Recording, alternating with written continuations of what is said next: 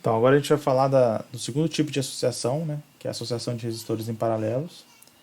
E aqui o nosso objetivo é o mesmo do anterior, né? Qual que é a ideia?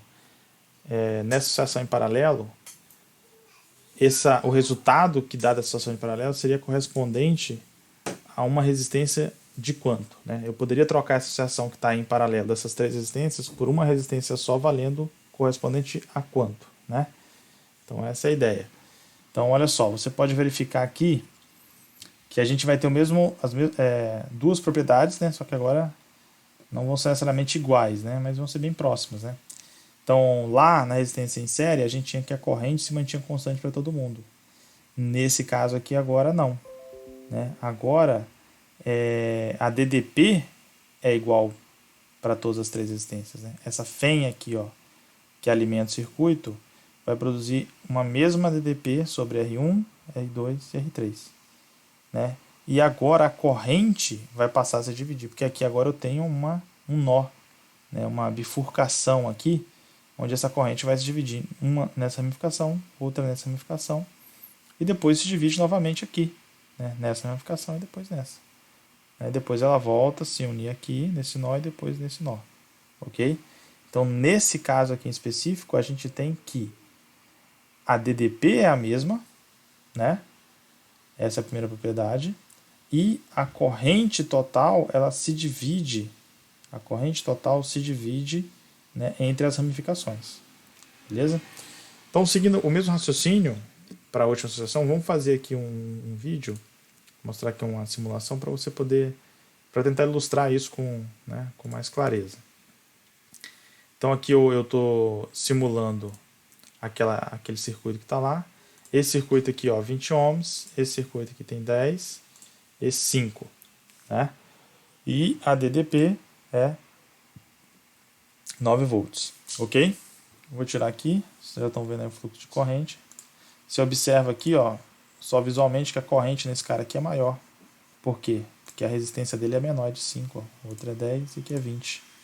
Então é natural que aqui a corrente seja maior e lá em cima a corrente seja menor, porque aqui você tem uma resistência maior, lá flui menos corrente, ok?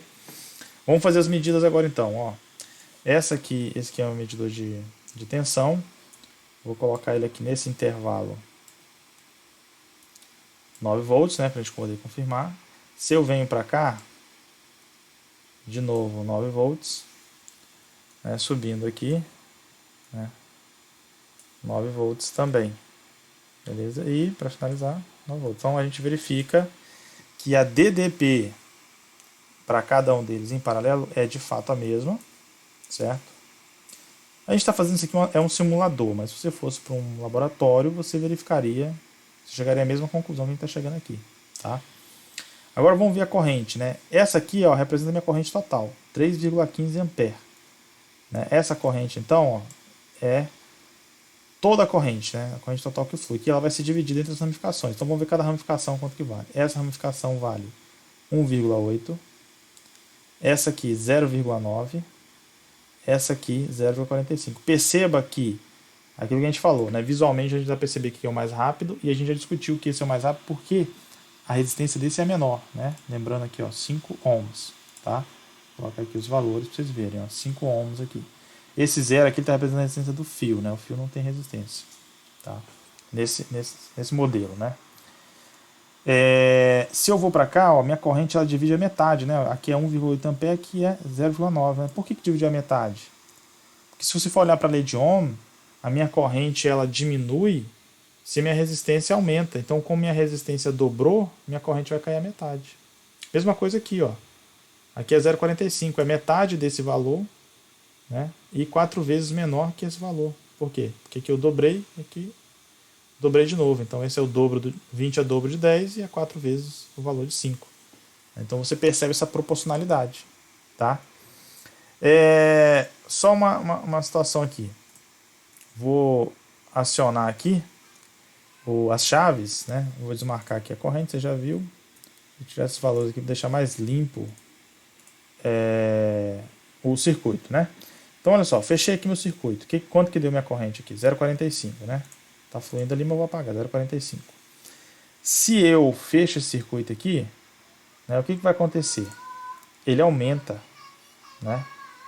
Então, se eu combinar esses dois em paralelo aqui, ó, ele tem um efeito aqui de aumentar a minha corrente total.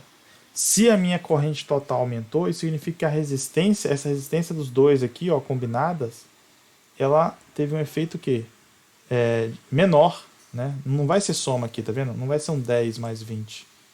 Né? Nessa combinação em paralelo, ó, se eu somar esses dois, eu tenho uma resistência maior, então minha corrente seria menor. Mas aqui o que acontece? Essa combinação em paralelo me faz ter uma corrente maior, então me mostra já intuitivamente que essa combinação em paralelo me produz um efeito de redução da resistência equivalente, né? Como um todo. E se eu fecho aqui essa chave, ó, aumenta cada vez mais. Então, na associação em paralelo, o efeito final que as três têm é um efeito de redução da resistência, né? Mas será que faz sentido? Né? Vamos tentar entender isso ao certo, né? Então vamos voltar para o slide. Vamos voltar aqui para o slide. Aí vamos tentar verificar, entender como é que essas coisas funcionam. Então vamos usar essas propriedades aqui, ó. Tem elas em mente, tá? Então, primeira propriedade.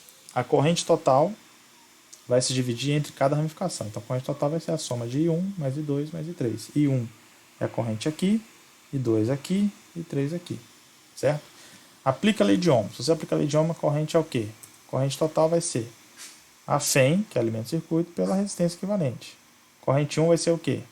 A DDP, que atua na resistência R1, dividido pela própria resistência R1. E assim pelo resto.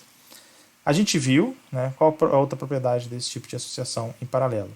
Que a DDP em todos eles vai ser a mesma DDP, né, que é justamente a própria FEM. Então esse FEM corta com esse V1, com esse V2 com esse V3. O que eu tenho como resultado? 1 sobre a resistência equivalente é 1 sobre R1 mais 1 sobre R2 mais 1 sobre R3. Como regra geral, né, se tivessem mais elementos além dessas três resistências, mais resistências.